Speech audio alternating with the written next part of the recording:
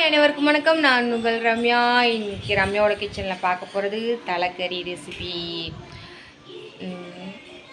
ரொம்ப சூப்பராக இருக்குங்க, நல்லா டேஸ்ட்டாக இருக்கும், கொஞ்சம் டிஃப்ரெண்ட்டாகவும் இருக்கும். வாங்க எப்படி செய்கிறதுன்னு பார்க்கலாம். நம்ம இப்போ தலைக்கறிக்கு என்னெல்லாம் வேணும்னு பார்த்துடலாம். இது ஒரு தலை பார்த்துக்கோங்க. இது ஆக்சுவலி நான் ஒரு 2 விசில் வச்சு எடுத்துட்டு எலும்பு தனியாக சதை தனியாக பிச்சு எடுத்துட்டேன். எலும்பில் சதை மட்டும் தான் இருக்குது. 2 பெரிய வெங்காயத்தை நல்லா நறுக்கி வச்சுருக்கிறேன்.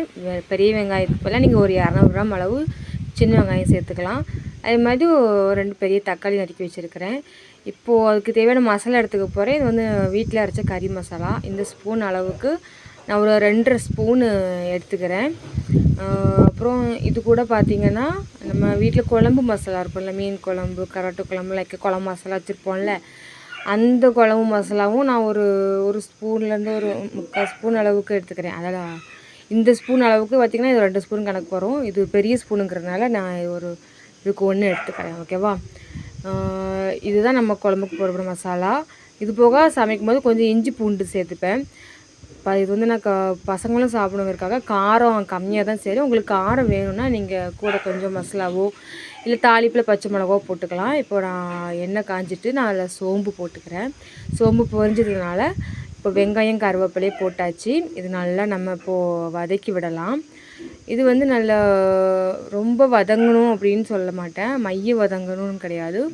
கண்ணாடி பதம் வரும் பார்த்திங்களா, அது வரைக்கும் வதங்கினாலே போதும். இது பார்த்திங்களா, இந்த பதத்தில் வதங்கினதுக்கப்புறம் நம்ம இதில் தக்காளி பழம் சேர்த்துக்கலாம். சில பேர் தக்காளி பழம் சேர்க்க மாட்டாங்க, ஆனால் நான் சேர்த்து தான் பண்ணுவேன். உங்களுக்கு விருப்பம்னா சேர்த்துக்கோங்க, இல்லைன்னா வேண்டாம், ஆப்ஷனல் தான், விட்டுறலாம், ஒன்றும் ப்ராப்ளம் இல்லை. எப்படி பண்ணாலும் இது டேஸ்ட்டாக தான் இருக்க போகுது. நம்ம ஒரு 1.5 ஸ்பூன் அளவுக்கு இஞ்சி பூண்டு பேஸ்ட்டு சேர்த்துக்கலாம். இதை சேர்த்து இப்போ நல்லா கொஞ்சம் நல்லா கிளறி விட்டுக்கலாம். நம்ம இது கூட பார்த்திங்கன்னா சில பேர் பார்த்திங்கன்னா அது சின்ன வெங்காயம் அது நிறைய பேர் அரைச்சும் சேர்த்துப்பாங்க, வதக்கி 1க்கு 2 தட்டி அந்த மாதிரி தான் சேர்ப்பாங்க. பாதி தாளிப்புக்கும் பாதி 1க்கு 2 தட்டியும் சேர்ப்பாங்க. அதுவும் டேஸ்ட்டு பிரமாதமாக இருக்குதும்.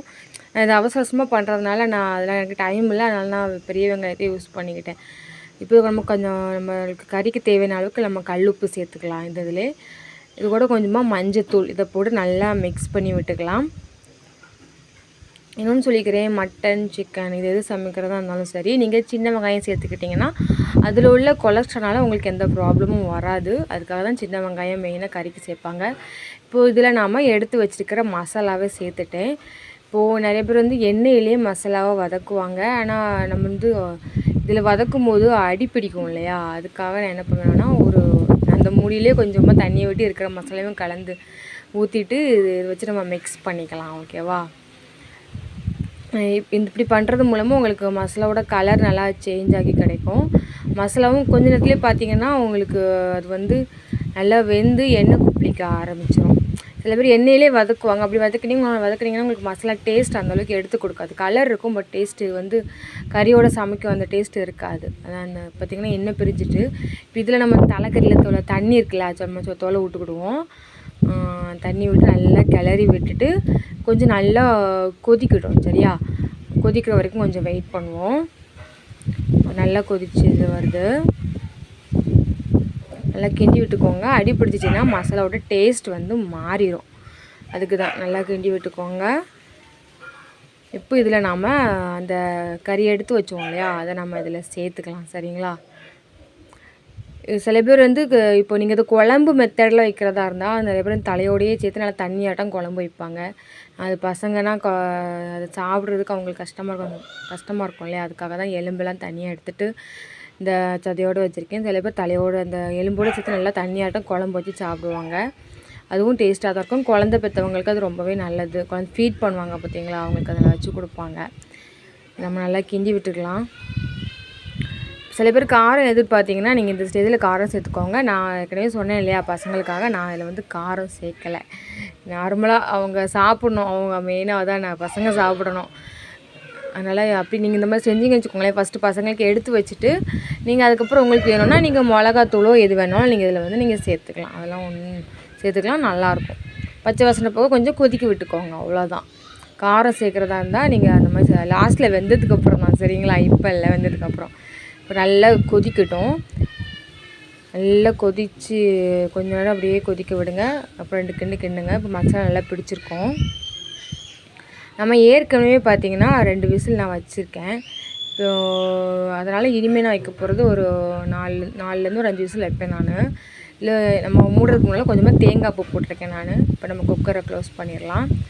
இது ஒரு 4 விசில் கிட்ட இதை நம்ம அடிக்கிட்டு 4 விசில் அடித்ததுக்கப்புறம் நல்லா ஆவி அடங்கினதுக்கப்புறம் நான் ஓப்பன் பண்ணி காமிக்கிறேன் எப்படி இருக்குதுன்னு பாருங்கள். குக்கர் நல்லா ஆறிடுச்சு. இப்போ நம்ம ஓப்பன் பண்ணி பார்க்கலாம்.